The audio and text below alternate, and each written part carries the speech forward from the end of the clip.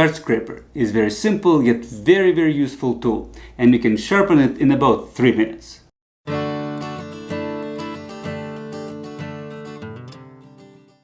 What you need to sharpen is a card scraper, a burnisher, and maybe a jig. So this is a very simple jig. I made it following Paul Seller's video, and it's basically 2 pieces of wood, a little bit of hardware, and that's it.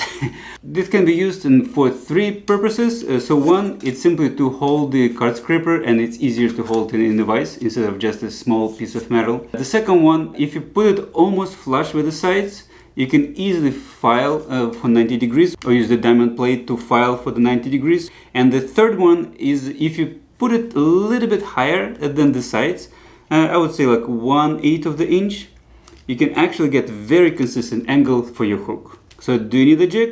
Probably not. Do you want to have one? Yeah! So let's go! The first step in the process is to flatten the edge. There are multiple ways how you can do it, and usually people recommend using a flat file for this, especially when you sharpen it for the first time or the edge has been beaten up. In my case, the edge was in decent conditions, so I decided to just use a coarse diamond plate to reflatten the edge. I don't know if it's strictly necessary, but I also flattened the edge on the finest stone I have, which is a 1000 grit equivalent.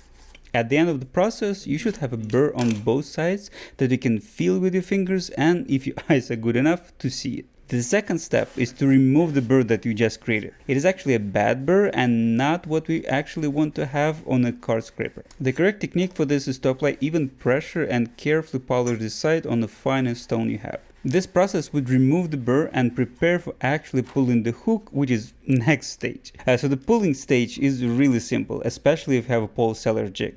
Just put the scraper proud about 1/8 inch from the edge and secure it in the vise. Then, with a decent pressure and staying parallel to the sides, draw the steel with your burnisher. It actually doesn't take too long, and about 5 strokes should be enough. Now, to actually make the hook, slightly angle the burnisher, and with a jig you can just angle it so it touches the side and pull. Again, about 5 strokes on each side should be enough.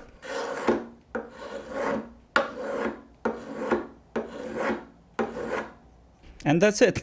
The card scraper is now ready for happy curls. I can feel the hook, I can feel the hook. I don't know whether it's gonna work or not, but I can feel it.